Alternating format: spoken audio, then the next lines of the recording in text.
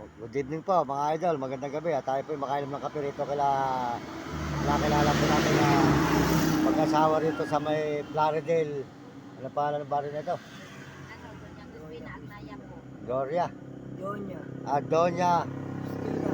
Stina. Ayan, sa may Doña Stina sa may Plaridel po. Papuntang Malolos, Bulacan. Ayan, nasa Bulacan po tayo. Dito sa kanila sa may kanilang tindahan. Ayan. Kaya lang po talagang kaya nga po mga idol, yung kanilang tindahan po talaga ay naghihingalo. Kasi nga po, sa dala ng buhay nila nakahirapan. Kaya pag kumita po tayo, ay tutulungan natin sila para, ayan, nakita naman po yun, nangyari lang. Ilan lang po kanilang tinda. Yan lang po ang kanilang kinabubuhay, ayan, si ate, ayan, pakita ka para kung papanoorin mo doon sa kay, papanoorin mo doon sa kay, pangalan ng kaibigan yung babae. Ayan. Ate Helen. Ayan, si ate po, ayan. Saka po, ayan po yung kanyang mister na si Kuya, ayan. Ayan. Mababait po sila rito sa may Plaridel. Ayan, kung saan po tayo napupunta. Talagang lahat ng pinupunta natin ay mga mababait po mga tao, mga idol. Ayan, magandang gabi po sa inyo lahat. Good evening po sa inyo lahat, mga kababayan natin, mga kaibigan. Ayan. Tutuwa ko kayo para panoorin nyo sa kay Nakikita natin sa cellphone yung mga ganyan. Oo. Nakakita. Ayan. Ayan, YouTube. Ayan, YouTube. Ayan. Lalo ba ito aking pang TikTok eh. Ayan, si ate. Ayan, kailangan magkasama kayong dalawa eh. Ayan. Ayan.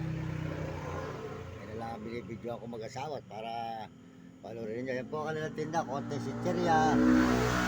At paano po, gumagawa sila ng paraan para mabuhay sila at ang kanilang mga anak. Talaga po ang buhay po dito sa may Bulacan, marami po talagang kapos. Basta kaman po, naghihininga talaga ang kanilang mga negosyo. Nadala po ng puhunan ng problema po talaga mga idol. Kaya nga po sa mga magdadaan po ng mga brother, na mga kapwa ko brother, na mga naglilibot. Ay pasok ito.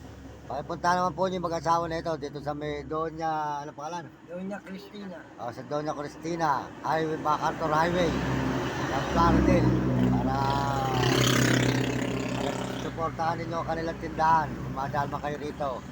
Mga kapwa ko brother na mga naglilibot, tulungan po ninyo sila para po noon sila po ay medyo may konting paninda, pagdagdag ng paninda nila.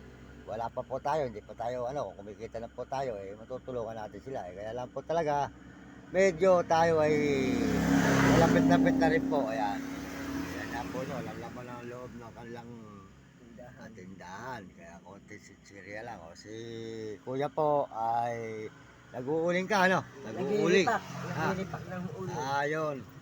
Nagre-repack daw po siya ng uling para sila po ay may pantustos sa araw-araw. Si ate po ang nagtitinda. Ayan, si ate yan, nagtitinda. Ayan. Ang anak po niya ay 6. Ayan, ang anak po nila ay 6. Kaya kapwa ko brother na mga naglilibot, pakisuportahan natin. At ang gawa ng nga po talaga kanilang tindahan kaya po tayo pag binigyan nagkakaloob natin saan po tayo napapadpad para makatulong po tayo kahit yan muna. At pag tayo po kumita, saka natin po sila tutulungan ng konting pangangailangan na pinansa. Salamat po sa inyo lahat mga idol. Magandang gabi po sa lahat po ng mga sumusuporta. Ayan sa kuya. Sa inyo ko natatapusin. Ayan. Para ayan, bukas pa tumahe.